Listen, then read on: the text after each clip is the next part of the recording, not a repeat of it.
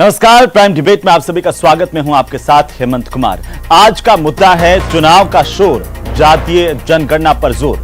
विधानसभा चुनाव से पहले सियासी बिसात अब बिछने लगी है। चुनाव से पहले प्रदेश में जातिगत जनगणना की मांग तेज हो गई है। मुख्यमंत्री अशोक गहलोत ने जातिगत जनगणना की मांग फिर से उठाई है, दोहराई है। सीएम अशोक गहलोत ने कहा कि केंद्र सरकार को जातिगत जनगणना करवानी चाहिए ताकि सभी समाजों को उनका हक मिल सके। मुख्यमंत्री ने कहा कि केंद्र पर जातिगत जनगणना के लिए दबाव बनाएंगे। तो वहीं पीसीसी चीफ गोविंद सिंह डोटासरा ने कहा है कि सामाजिक न्याय के लिए यह वक्त की जरूरत है। आरएलपी जातिगत जनगणना के समर्थन में है। इस मुद्दे को लेकर के आज हम चर्चा करेंगे, लेकिन पहले देखते हैं एक रिपोर्ट।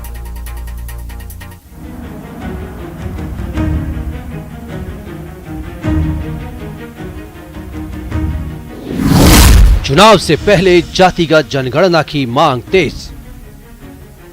एक प्रस्ताव पार किया कांग्रेस ने, जाति वाइज गणना करो। जातिगत जनगणना के लिए माननीय मुख्यमंत्री जी ने देश के प्रधानमंत्री को चिट्ठी लिखी है। सीएम गहलोत ने फिर उठाई जातिगत जनगणना की मांग। एक प्रस्ताव पार किया कांग्रेस ने भारत सरकार से मांग करने का। मैंने मांग करी है, खड़गे साहब हमारे अध्यक्ष हैं, उन्होंने मांग करी है प्रधानमंत्री जी से, जाति वाइज गणना करो। सीएम ने कहा केंद्र पर जातिगत जनगणना के लिए दबाव बनाएंगे। जाति वाइज गणना करो, जनगणना करो, बहुत बड़ा क्रांतिकारी फैसला है। हम दबाव बनाएंगे। हम मांग करते हैं कि अब आप टाइम आ गया, अब आपको जनगणना करवाओ। पीसीसी चीफ बोले, जिसकी जितनी भागीदारी उसकी उतनी हिस्सेदारी होनी चाहिए। वो आरक्षण समाप्त करने की ओर चल रहे हैं, जो कांग्रेस पार्टी और हम सब मिलकर के कभी नहीं होने देंगे, कभी नहीं होने देंगे। जातिगत जनगणना के समर्थन में आरएलपी। बीजेपी ने कहा चुनाव का शोर, जातीय जनगणना पर जोर। तो एक बार फिर से सूबे में जातिगत जनगणना की मांग अब जोर पकड़ने लगी है। सवाल इस बात को लेकर के है कि आखिरकार जो पार्टी विपक्ष में होती है केंद्र में, वही जातिगत जनगणना की क्या मांग करती है। सरकार के लिए खासतौर पर जातिगत जनगणना करवाने में दुविधा आखिर क्यों है, यह भी अपने आप में एक अहम सवाल है। बिहार में जातिगत जनगणना की शुरुआत जातिगत सर्वे के आधार पर की गई और उससे लेकर के एक लंबी कवायद भी चली, आरोप प्रत्यारोप का सिलसिला भी चला। ये तमाम सवाल है, लेकिन राजस्थान में क्या चुनाव से ठीक पहले जातिगत जनगणना को लेकर के ये मामला जब तूल पकड़ रहा है तो राजनीतिक पार्टियों को अपना स्टैंड क्लियर करना पड़ेगा। इसका चुनाव पर असर क्या होगा, ये तमाम सवाल हैं जिनको लेकर जानेंगे। आज हमारे साथ में कुछ खास मेहमान जुड़ चुके हैं, उनसे मैं आपका परिचय करवा दूं। माधोराम चौधरी भारतीय जनता पार्टी के नेता हमारे साथ मौजूद हैं, चर्चा में शामिल हैं। राजेंद्र आर्य हमारे साथ हैं, कांग्रेस पार्टी के नेता। राजपाल चौधरी हमारे साथ हैं, प्रवक्ता आरएलपी के, और साथ ही साथ राजनीतिक विश्लेषक के तौर पर वरिष्ठ पत्रकार नारायण बारिच भी हमारे साथ हैं। आप सभी का बहुत स्वागत है। और सबसे पहले तो नारायण बारिच साहब, मैं आप ही की टिप्पणी के साथ शुरू करना चाहता हूं कि आखिरकार एक लंबा इतिहास रहा है जातिगत जनगणना की मांग को लेकर के और बयानबाजी को लेकर के। राजस्थान के चुनाव से पहले एक बार फिर से प्रदेश में इस तरह की मांग है। मुख्यमंत्री अशोक गहलोत ने आज अपने संबोधन में इस बात को उठाया, एक बार फिर से दोहराया है। क्या मायने हैं इसके? क्या राजनीतिक आधार पर देखें या सामाजिक आधार पर ये उतनी ही जरूरी है जितनी कही जा रही है? बारिच साहब, ये राजनीति के अलावा सामाजिक आधार पर अत्यंत जरूरी है। न केवल राजस्थान बल्कि बिहार, तेलंगाना, कर्नाटक, सभी राजनीतिक पार्टियां एक राजनीतिक पार्टी को छोड़ के इसकी मांग लगातार कर रही है। और जो national commission for backward classes है, अन्य पिछड़ा वर्ग, जो भारतीय जनता पार्टी के शासन में बना है, उन्होंने भी इस मांग को दोहराया, अपनी मांग रखी है कि ये जनगणना होनी चाहिए। आखिर जाति जनगणना हम क्यों कराना चाहते हैं कि कुछ पैरामीटर तय होते हैं, कुछ मानक तय होते हैं। लोकतंत्र में एक समावेशी राजनीति करके हम आगे बढ़ना चाहते हैं। 1931 के आंकड़ों पे आप कब तक भरोसा करोगे? उसी के आधार पे आप सारे फार्मूले बनाते हैं। और 2011 में देश ने आर्थिक सामाजिक सर्वेक्षण कराया था, उसकी रिपोर्ट आ चुकी, उसके सारे तथ्य पटल पर रखे जा चुके, लेकिन जो जाति का एस्पेक्ट है, जो जाति का पहलू है, उसकी उपेक्षा की गई है। इसकी मांग बराबर की जाती रहेगी। अगर ये मेरे साथी यहाँ बीजेपी के लोग भी बैठे हैं, गोपीनाथ मुंडे बीजेपी के नेता थे, वो पहले मांग कर चुके हैं। भारतीय जनता पार्टी के अंदर भी एक वर्ग ऐसा है जो इसकी मांग कर रहा है। कुछ लोग इसको सियासत के लिहाज से देख रहे हैं। लोकतंत्र में सियासत बुरा नहीं है, राजनीति जिसके साथ नीति शब्द लगाओ बुरा नहीं है। आप सबके विकास के लिए बात करना चाहते हैं। सरकार अनुसूचित आयोग में बजट होता है, वैसा बजट का प्रोविजन, और आज आपको पता होगा 6500 करोड़ लोग वंचित लोगों को उन तक पहुंचाने की कोशिश की है। एक बड़ा किसान वर्ग पूरे हिंदुस्तान का कहीं न कहीं ओबीसी वर्ग से जुड़ा हुआ है, तो उनके सम्मान के लिए भी भारतीय जनता पार्टी ने पहले बार कोई ओबीसी के लिए काम किया है, तो निश्चित तौर पे भारतीय जनता पार्टी ने किया है। अगर पिछली सरकारों की तुलना करें तो ओबीसी के नाम पे ये लोग बार बार, मैं कहूँगा कि मंडल कमीशन की रिपोर्ट है, जब जनता पार्टी सत्ता में थी तो उन्होंने उसका गठन किया, फिर उन्होंने 10 साल तक उस रिपोर्ट को दबाए रखा। जब भारतीय जनता पार्टी तो वीपी सिंह की सरकार ने मंडल कमीशन लागू किया था, तब बीजेपी और कांग्रेस तो दोनों खिलाफ में ही तो थे। आप भी क्या उसके पक्ष में थोड़ी थे? नहीं, हम तो उनके समर्थन में ही थे। आप क्यों? आपने क्या जातिगत जनगणना की हमेशा वकालत की है, और आज क्या स्थिति है उस पर तो जवाब दे दीजिए। बात यह जातिगत जनगणना की नहीं है, बात यह है कि अपनी जाति जो विशेष के लोग हैं। नहीं, मैं ये कहना चाह रहा हूं, इस देश में जब धर्म के आधार पर जनगणना हो रही है, SC ST के जो आंकड़े बताए जा रहे हैं, ओबीसी क्यों नहीं बताए जा रहे? 2016 में तो आप ही की सरकार थी ना माधव सिंह जी, 2016 में किसकी सरकार थी? आप ही की सरकार थी, और जाति को छोड़ करके सारे आंकड़े जारी किए गए 2011 की जनगणना के। 2011 की जो जनगणना थी, सोशियो इकोनॉमिक कास्ट सेंसस का डाटा जुटाया गया था, और फिर वो बाहर क्यों नहीं आया? अगर आप हितैषी थे तो उसको डाटा को रख देते, वो तो था सरकार के पास में। हेमंत जी, डाटाओं से नहीं होता, धरातल पर चीजें उतारनी पड़ती है, और धरातल पर उतारने का काम माधव सिंह जी आप बताएंगे कि आप इसके पक्ष में हैं या नहीं है? जातीय जनगणना होनी चाहिए या नहीं होनी चाहिए? बहुत बड़ा वर्ग है जो भारतीय सब इतना सा बता दीजिए, होनी चाहिए या नहीं होनी चाहिए? आपका स्टैंड क्या है वो तो क्लियर करेंगे सर। के लिए नियत आपकी साफ होनी चाहिए, उनके विकास के चलिए ठीक है, आप नहीं बता पा रहे। राजेंद्र आर्य साहब, जातिगत जनगणना क्यों जरूरी है चुनाव आने पर, यह भी बता दीजिए आर्य साहब। लेकिन आप केंद्र की सत्ता में होते हैं तो आपको याद नहीं आती? सुनिए हेमंत जी, 2021 में देश की जनगणना होनी थी, लेकिन आज तक देश की जनगणना नहीं हुई। और 2011 में हमने सोशियो इकोनॉमिक कास्ट सेंसस किया था, हाँ। जो सामाजिक आर्थिक जातीय जनगणना। हाँ। अब आप मुझे एक बात बताइए, अभी हमारे मित्र बहुत बड़ी बड़ी बातें कर रहे थे, मैं आपको थोड़ा सा फैक्ट बताना चाहता हूँ। मैं फैक्ट बता दूं, 1990 के, सुनिए फैक्ट जनता को भी बता दीजिए। सुन लीजिए, आपने मैं जनता को ही बता रहा हूँ की बात की है ना राजेंद्र जी। मेरा टाइम क्यों खराब कर रहे हैं? नहीं, मैं टाइम नहीं खराब कर रहा हूं, मैं सवाल पूछूंगा आपसे। मैं सवाल पूछूंगा आपसे, आप मेरे को राजेंद्र जी, मैं सवाल पूछूंगा, जो सवाल मैंने माधवराम जी से पूछा वो सवाल आपसे पूछूंगा। आपने कहा कि 2011 में हमने SECC करवाई, कितना खर्चा आया उस पर? सुनिए मेरी बात, मैं पूछ रहा हूं कितना खर्चा आया उस पर? 4000 करोड़ जनता का खर्चा, जनता का पैसा बर्बाद हुआ, उसके बावजूद डाटा क्यों नहीं जारी हुआ? आपको पता नहीं है कि उसकी रिपोर्ट्स में फॉर्मुलेशन हुआ है? मेरे को पता है, लेकिन आप जनता को ये तो बताइए कि कम से कम वो डाटा जनता के सामने क्यों नहीं लाया गया, जिसका अधिकार इस देश की जनता का था? डाटा हेमंत जी देखिए प्लीज, मैं आपसे कह रहा हूं, जब आपने मुझसे सवाल पूछा तो सुनने की क्षमता रखिए। मैं सुनने की क्षमता रखता हूं, लेकिन आप ये जवाब तो देंगे ना कि आपने 4000 करोड़ जनता के लगाए, तो उसका आंकड़ा भी तो सामने आना चाहिए था ना सर।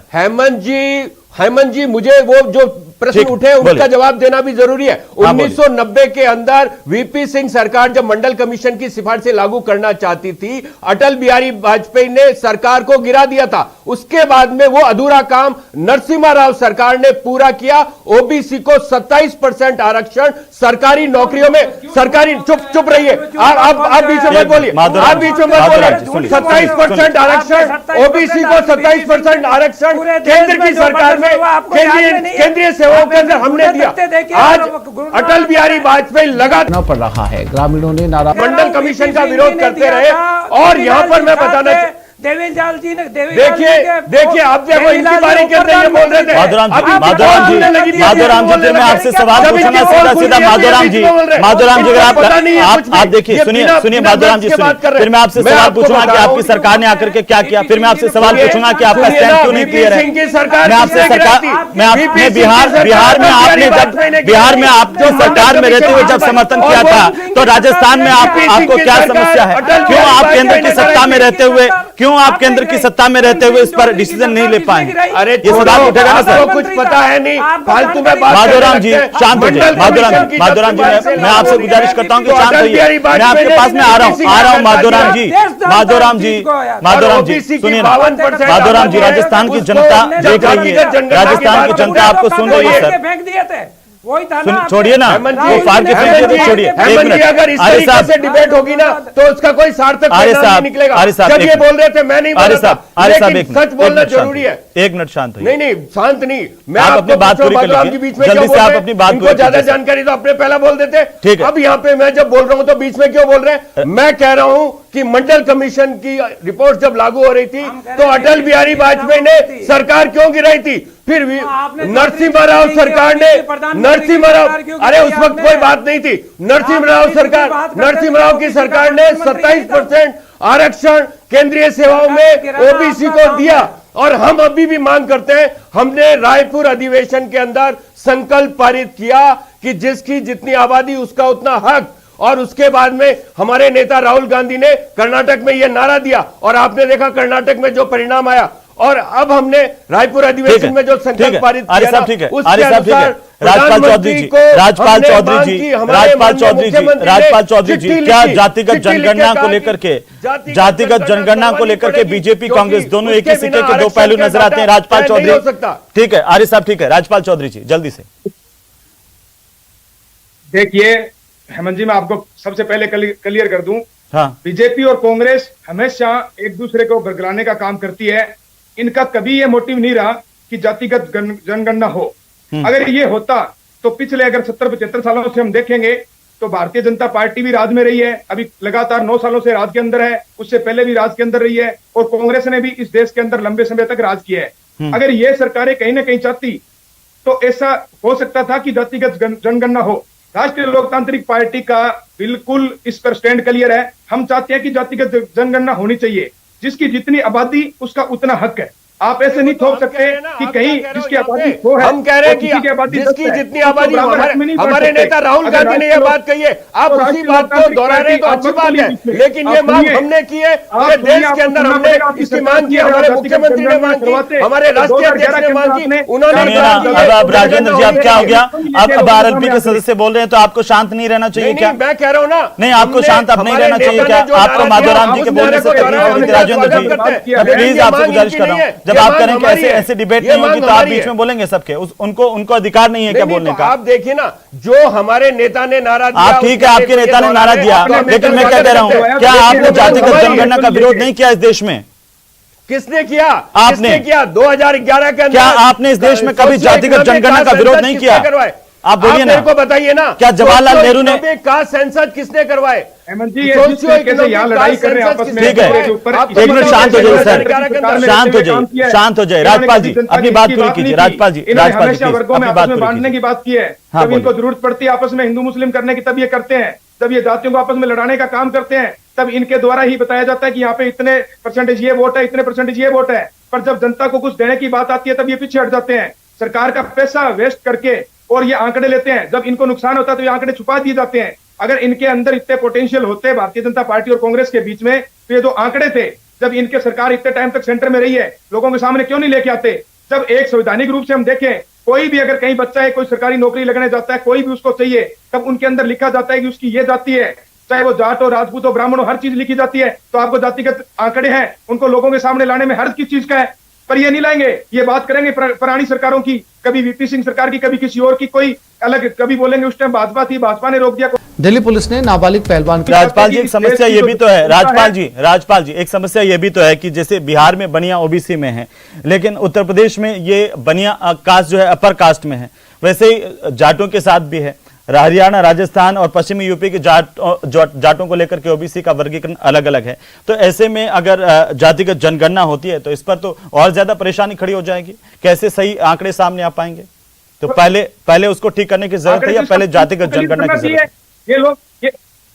ये लोग सरकार के अंदर बैठे हैं, कहीं अगर ये चीजें हैं, कहीं बढ़िया अगर अपर कास्ट में आते हैं, कहीं लोअर कास्ट में आते हैं, तो अगर हम ये चाहते हैं हमेशा भी आर्थिक स्थिति के अकॉर्डिंग, अगर किसी की जिसकी जैसी आर्थिक स्थिति है उसके अकॉर्डिंग सेट करो। ये लोग अगर राज में बैठे हैं तो उस चीज का समाधान होना चाहिए। हर चीज का एक समाधान होता है। समाधान निकालने के बाद में आप जो आंकड़े वो लेके आओ। क्यों नहीं करते आप? जब इतना पैसा वेस्ट किया जाता है तो आप बारेट साहब, जनता के सामने रखो तो ठीक है, सही। बारेट साहब आपने देखिए आप राजनीतिक ये दलों की क्या करते प्रतिक्रिया हैं? तो इसका सुनिए, मोटिव क्लियर है। लेकिन बारेट साहब मैं आपके आपसे इनका जानना एक- चाहता हूं कि इनका 1931 से मोटिव जातिगत क्लियर है, जनगणना तो जातिगत नहीं हुई जनगणना लेते है, हैं, लेकिन उसका आंकड़ा लेकिन चुनाव लेकिन करने जाति के के अंदर आधार करते पर हैं, राजनीति ताकि तो लोगों को लगातार इस आपकी देश में हो ही रही है, लेकिन- तो फिर जातिगत आधार पर जनगणना करवाने से क्या बदल जाएगा? की बात नहीं, ये संपूर्ण मानवता के हित की बात है कि कास्ट सेंसस हो। कई तरह के मिथ बने हुए हैं कि साहब अभी सारे रोजगार SC ST के लोग खा जाते हैं, OBC के लोग खा जाते हैं, जबकि सुप्रीम कोर्ट ने, भारत सरकार ने इसी मामले में ये बताया कि 19 मंत्रालयों के 1,23,000 पोस्ट में से 15% SC को, 6% ST को, 17% OBC को, यानी 38% वोट है और 38% नौकरियां उनके पास है।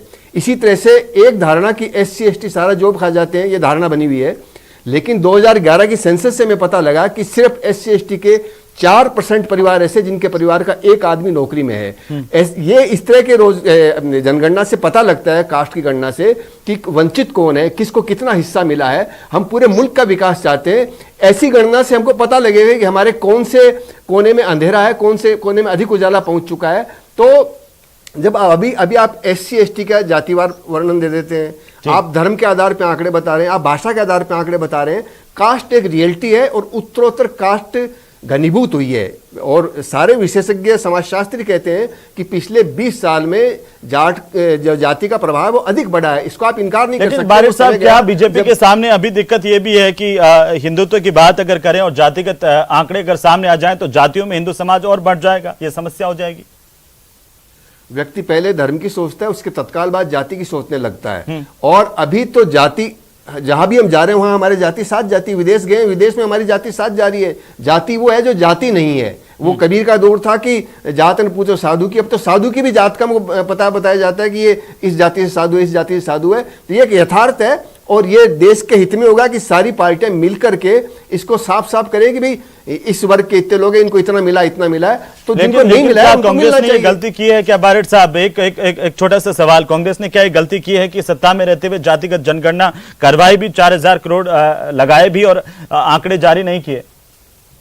बिल्कुल गलती की है उन्होंने, गलती इसीलिए की। आज आर्य उनको साहब, आवाज उठानी ठीक। पड़ रही है। आर्य साहब बोलिए, अब बोलिए।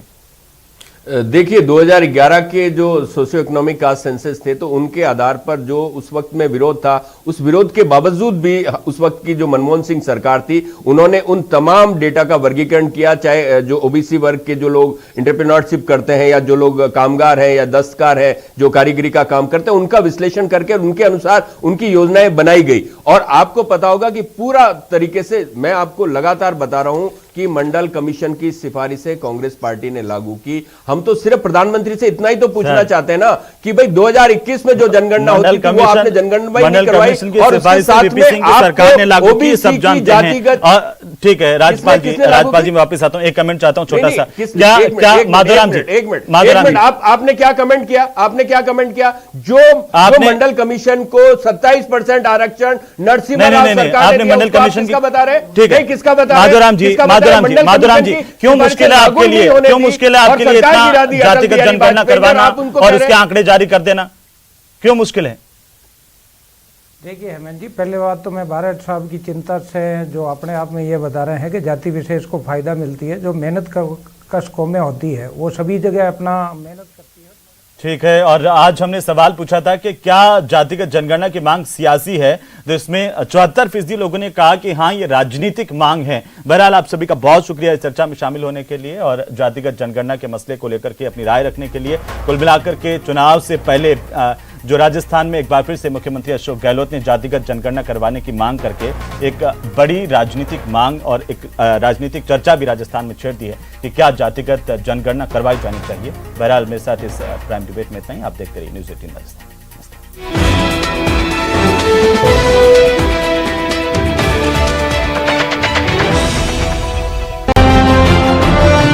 दिल्ली पुलिस ने नाबालिग पहलवान के कथित यौन उत्पीड़न मामले